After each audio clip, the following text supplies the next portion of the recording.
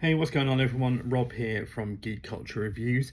I just thought I'd do a quick video, really. Basically, for the last couple of days or so, I've noticed on Geek Culture Reviews blog stats that my review for this comic book, which is 2000 AD's Judge Dredd End of Days, written by Rob Williams. It's a review I did like 2 years ago. However, it's getting quite a lot of views again. No idea why. So yeah, I just thought I'd do this video. So if you haven't read the review, you get like an audio version of it. Yeah. So basically, what End of Days is, it's the sort of like the epic story from a couple of years back. So it had 3 stories in here. So you had End of Days, then you got 2 epilogue stories, which was Carry the Nine and They Shoot Horses, don't they? They kind of tie everything in together. However, if you are an avid 2000 AD reader, and as you know, some of the plot lines that Rob Williams started off in this book still carrying on today. Yeah, it's an okay story. A lot of people had their reservations about it. It wasn't an epic as Rebellion in 2000 AD's marketing said. However, it was still quite an enjoyable story.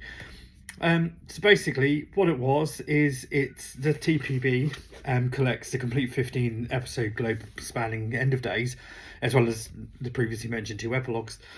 It's classic Dredd as he teams up with a talking horse, the severed head of Ichabod Crane, if I've even got his name correctly, apologise if I haven't, and a character from 2000 AD's history, ended up being Sharko or Shako, however you pronounce it, the polar bear, the CIA's most wanted polar bear. So yeah, so End of Days has all the hallmarks of a classic Dredd. There's plenty of action, crazy moments, the bizarre, and lots of twists and turns. It's also helmed by Rob Williams, who isn't a stranger to writing a decent Dredd tale. After all, he's previously got works with The Small House, Titan, and Control. Obviously, there's many more since then. So yeah, so the main bulk of the story revolves around Dredd and a team of judges setting out to stop the 4 horsemen of the apocalypse. Which are famine, pestilence, war, and death. Literally, this starts off as a simple hunt, soon turns into an absolute mess of chaos, as finding them and obviously ending this apocalypse isn't as easy or as simple as Dredd, Anderson, Giant, and everyone else originally thought. Basically, the whole story starts off with Dredd in a dream, so I'll just quickly show you the first page here. So yeah, this is where the story starts with some great artwork by Colin McNeil. So Dredd is basically in the sleep chamber, and we see him dreaming of a horseman riding towards the walls of Mega City 1, whilst being chased by these mutant dog fur ball type things. Anyway, in true Dredd fashion, it's not a dream; it's actually happening, but Dredd is dreaming it. So some quick thinking from Anderson, who's actually there on the wall, and she stops the mysterious cowboy getting shot, and he gets access to the Meg. So anyway, he then comes in for interrogation, and we soon learn that the rider is none other than Ichabod Azrael, who was last seen in a previous one of Rob Williams's works, which was the grievous journey of Ichabod Azrael and the dead left in his wake. Azrael brings Dredd a message that the 4 horsemen have arrived and the end is nigh for the world. It's obviously something that the apocalypse is something that's been going on in everyone's history, religion, and so forth. So why not affect Mega City 1? So yeah, in true apocalypse style, this then kicks everything off. So Mega City's 1 weather control goes haywire. And 1 minute it's boiling hot, the next it's snowing and freezing cold, and then I believe the weather control station blows up, and then they realise that all of the nuclear weapons in every single one of the mega cities has started to heat up and sort of activate. So yeah, as the world then races to stop another apocalypse war from happening, Dredd then assembles his team of close-knit judges to hunt the horsemen. So the rest of the story then goes into this hunt. And again, it takes place, I think, over 21 issues, did I say? No, 15 issues of the 2000 AD prog. And yeah, we see literally Dredd go from this starting position where he's like, yeah, I'm gonna save the day, to some pretty dark places where it doesn't look like he's gonna win. Obviously, with it being Dredd he's got plot armor. He's going to win anyway. Um, so yeah, going on from there, I did originally, so with End of Days, I originally reviewed them throughout their episodic content in the prog for that 15 weeks of the year. I found out that the nature of the story, it didn't really work in a serialized format. You had end points, like, so for argument's sake, the first, let me find it in the book. So, where are we? There's one where they go to Britsit, and basically, yes, it's here. So in Britsit, they fight pestilence, and it literally, so it's here. This is the final page of what would have been in that prog. So we literally have, do you know where the next target is? Yes, it's on this giant boat in the North Pole. That's it, it just ends. So, like, each horseman was in a self-contained prog. It just didn't feel right to me. However, reading it as the full book, it actually worked.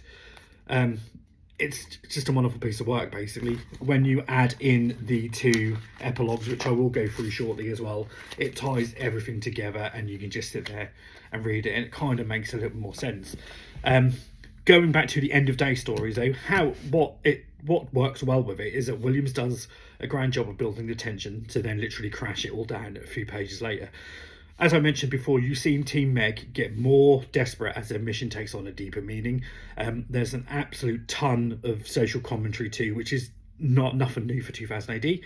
As such, we get, so back in the time, this is when George Osborne was still Chancellor of the Exchequer for the UK government, and we get him kind of making an appearance as pestilence, basically, and Williams introduces a drug called Auster, which is very familiar to the UK's austerity measures at the time, where if they could give us a drug, they would have done. And it also kind of ties in now as well towards the so-called conspiracy theorists around the COVID-19 vaccine at that time. But again, it's done so in a traditional 2000 AD twist, where you'd be like, oh yeah, that's familiar, but it doesn't necessarily obviously riff straight into that in Mega City 1. Also, End of Days, you've got work by Colin McNeil and Henry Flint, again, 2 artists who are no strangers to Judge Dredd and his world.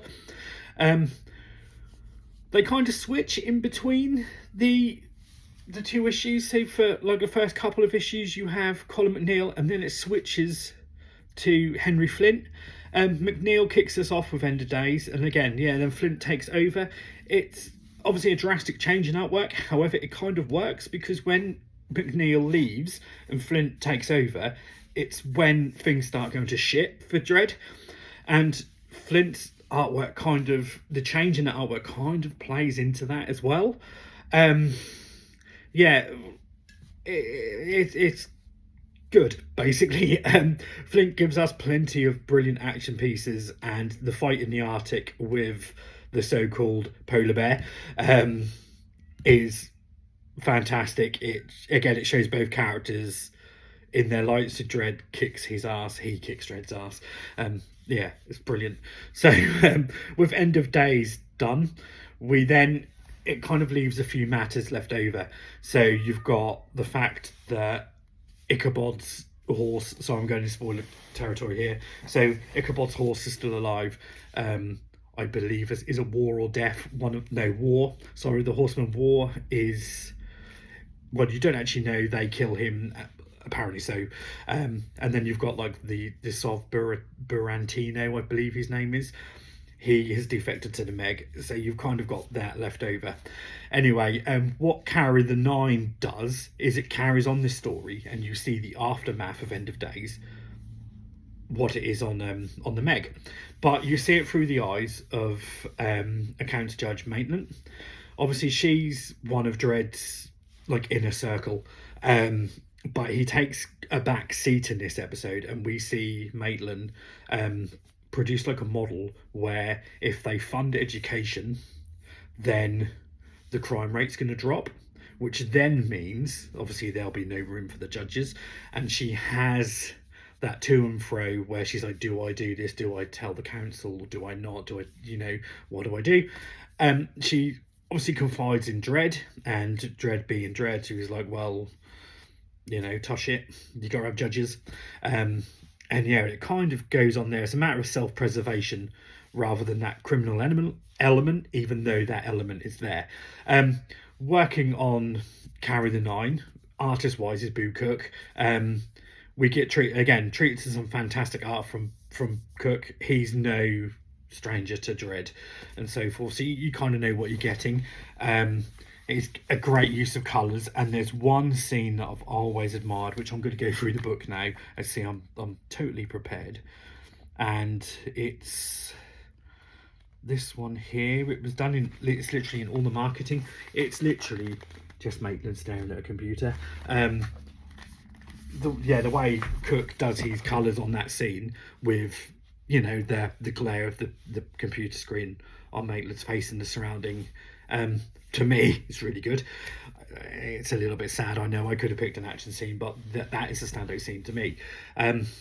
Moving on away from that, the final epilogue of this review is Williams then teams up with Dan Cornwell and Jim Boswell for the bizarre They Shoot Horses, Don't They? Basically, this ends Ichabod's horses involvement in the story, and the Sovs, who team up with Dredd in End of Days. Basically, it follows Dredd and Anderson as they go into the Cursed Earth to hunt I called them furballs, I'm not too sure what they are, but basically the furry rat things that were chasing Ichabod at the start of End of Days. So they go out into the Cursed Earth to find them with the horse. The horse talks. It's bloody crazy. But it serves to bring all the loose ends together, and I literally do mean all of them. It's a great tale of Dredd and Anderson in the Cursed Earth, which is, you know, is always a plus. There's room for 2000 AD to do some really crazy shit when they're in, you know, when they're in the wasteland.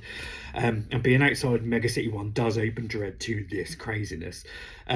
Cornwell and Boswell again deliver some fantastic visuals with yet another gorgeous lore master, which, if you read any of my reviews on the blog, the Lore Master is a fantastic vehicle in my opinion. Everyone draws it differently, and I've literally got a list of like fantastic looking Lore Masters. Sounds really sad, I know.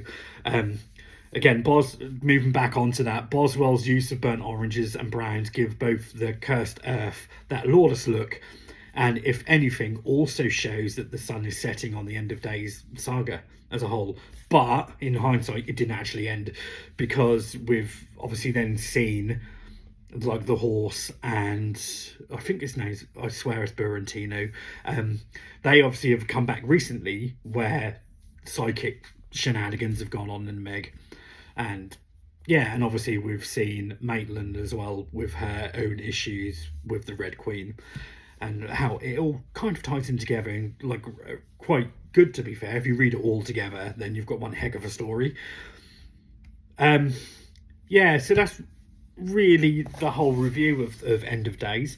What's really odd is how a review I wrote 2 years ago is still like relevant today. It's bewildered me how people are still reading it, but hey, it is what it is.